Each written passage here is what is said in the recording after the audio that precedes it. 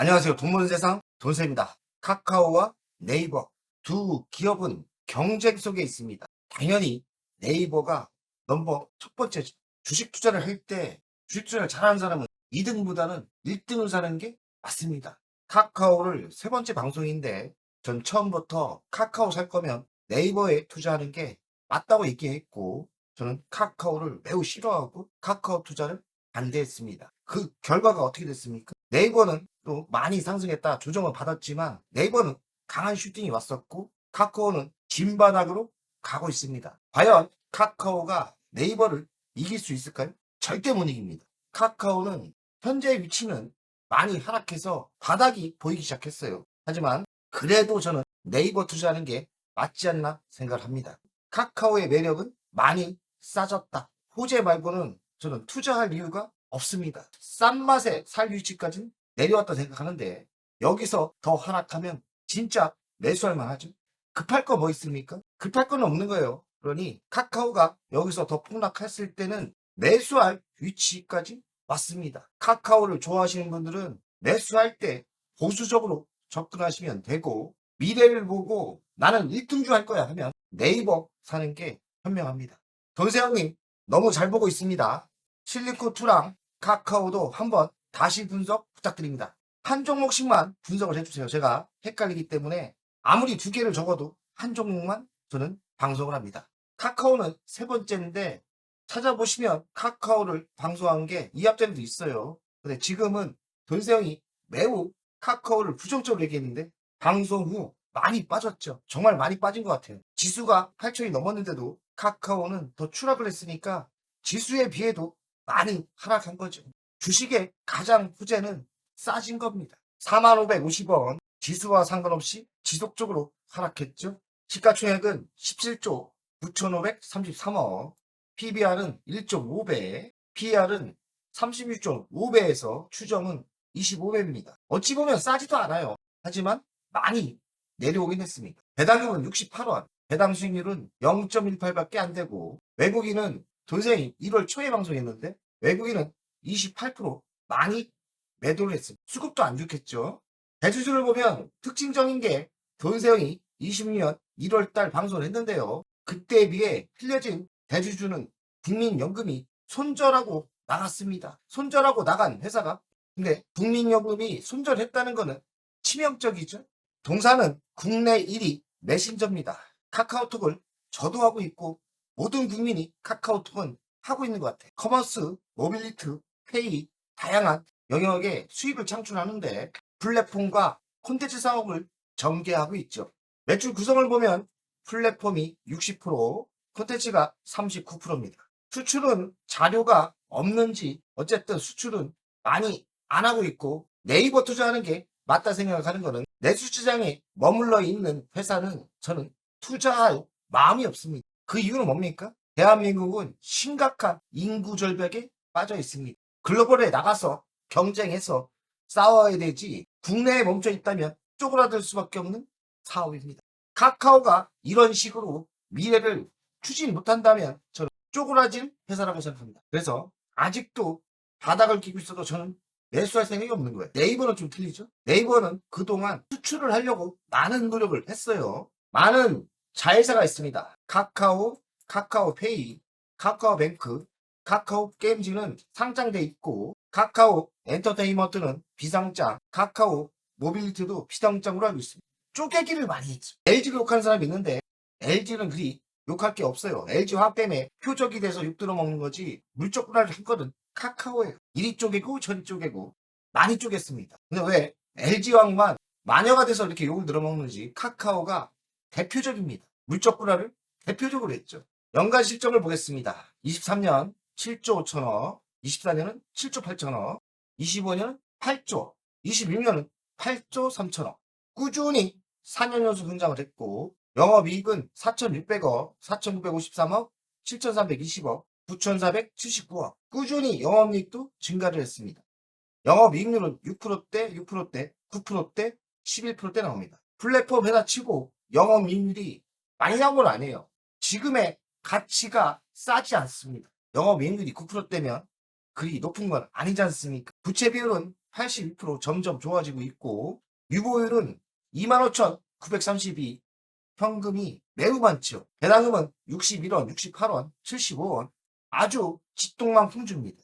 시가 배당률이 0.1이니까 정말 배당도 잘 안 주는 회사예요. 미래 실적을 보겠습니다. 26년 3%대 성장이 예상되고 영업이익은 9천억대, 27년 8%대 성장을 예상하고 1조가 넘어갑니다. 28년도 8%대 성장이고 1조 2천억이 나옵니다. 20년 1분기 실적을 봤더니 매출은 11%, 그리고 영업이익은 65%. 괜찮죠? 기업 이미지가 나쁘고 국내에 멈춰 있다는 실적을 빼면 실적 괜찮은 겁니다. 고평가를 받기에는 성장이 너무 가파르진 않죠. 카카오가 SM을 인수하면서 여러 가지 문제가 일으켰죠. 이미지가 상당한 추락을 받았고 시세 조정 의혹과 법정 분쟁을 하고 있는데 CEO의 도덕성이 문제가 되죠. 카카오는 플랫폼으로 기반을 다졌지만 기업 이미지가 너무 나빠요. 특히나 양아치 짓을 한 겁니다. 이런 주식 절대 매수 안 해요. 근데 시간이 흐르면 이 이유 때문에 바닥을 길 때가 있겠죠. 초반에는 정말 조심하셔야 돼요. 카카오 모빌리티 대리운전 서비스 논란, 이게 동네 시장에 진출했다는 등 이미지가 좋지 않습니다. 시장 지배력이 문제 있고 택시 호출 시장 독점적 주의다. 카카오의 플랫폼을 이용해서 동네 상권까지 들어간 그런 사례죠. 그래서 이런 이미지 자체도 좋지 않습니다. 동네에서 대장이라는 그런 기분이 듭니다. 카카오는 기업 이미지가 회복하려면 많은 시간이 걸릴 거예요. 그래서 대장이 될 수 없는 겁니다. 네이버는 이 정도는 아니죠. 그래서 카카오의 기업 이미지는 상당한 시간이 걸린다. 그리고 불법도 했지 않습니까? 공격적인 기업 인수하면서 불법을 저지른 것 같고 플랫폼 사업자로서 갑질 논란도 많이 했죠. 카카오 대리, 카카오 모빌리티, 동네에서 시장을 뺏어가는 그런 이미지의 기업 이미지는 회복하려면 많은 시간이 필요할 거라고 생각합니다. 다음과 업스테이지가 서로 주식 교환을 했어요. 업스테이지가 성공을 한다면 카카오의 기회가 될 수 있겠죠. 카카오도 AI가 기본이고 자기 기술보다는 기업적인 협력, 콘텐츠 융합, 글로벌의 AI를 접목을 시킬 거라고 생각합니다. 카카오나 네이버가 AI가 핵심입니다. AI를 어떻게 받아들이고 어떤 기술력이 있는 따라 기업이 네이버와 카카오의 전쟁에서 결판이 날 거라고 생각합니다. 카톡방에서 챗 GPT가 바로 사용이 가능하다고 합니다. 챗 GPT 이렇게 불러보세요. 이렇게 하면은 나온다고 하네요. 챗봇 기능이 출시된다. 카카오도 AI를 접목시키지 않는다면 도태되겠죠? 호재도 있습니다. 실적이 의외로 좋아요.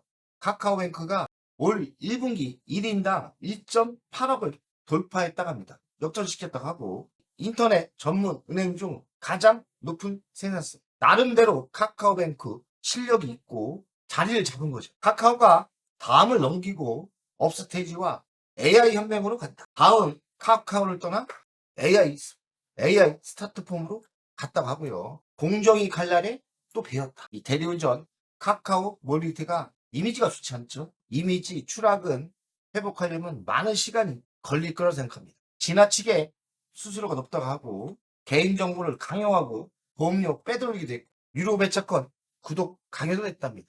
결과는 열어봐야겠지만 기업 이미지 하락은 맞습니다. 카카오 노조가 경영인들하고 사이가 좋지는 않습니다. 그래서 카카오 노조의 또 파워 이런 게 큰 문제가 될 수 있다고 생각합니다. 카카오의 가장 큰 문제는 경영인 CEO의 악재가 숨어 있습니다.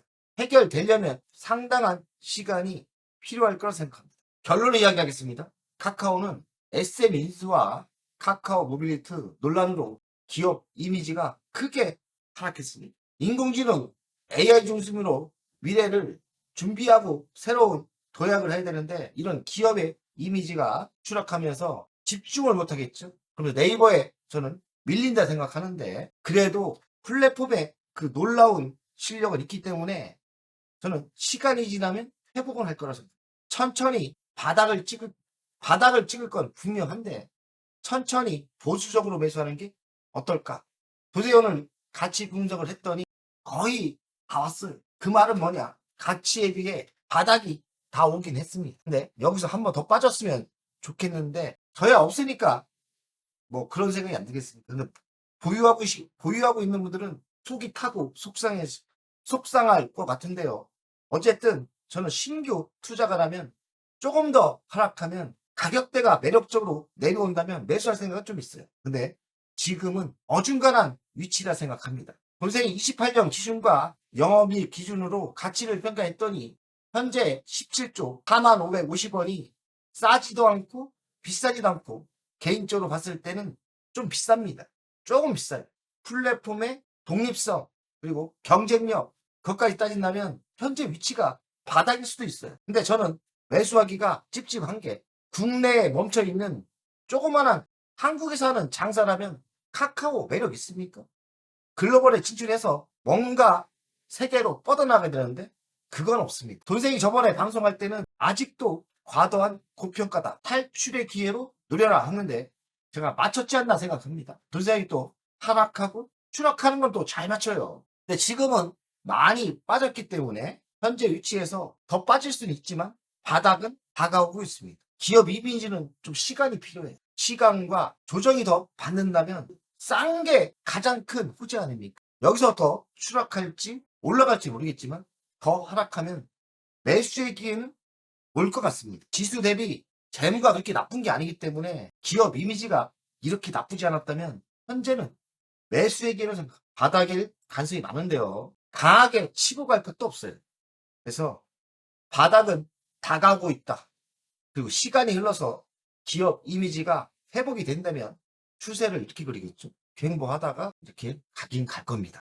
기업은 독점적인 플랫폼을 가지고 있고 지속적인 4년 연속 성장을 했고 있고요. 4년 연속 성장을 하고 있고 AI를 접목시키는 신기술을 들어왔는데 문제는 글로벌에 나갔을 때 경쟁력이 있느냐. 네이버도 겨우겨우 조금 수평이 보이는데 카카오는 너무나 미래를 준비하고 있지 않다. 싼 매력은 있지만 내수 시장이 멈춰있고 큰 대박은 아니에요. 네. 기업이 변하고 수출이 열린다면 좋아질 수도 있겠지만 저는 지금은 아니라는 생각 들고 바닥은 다 왔다.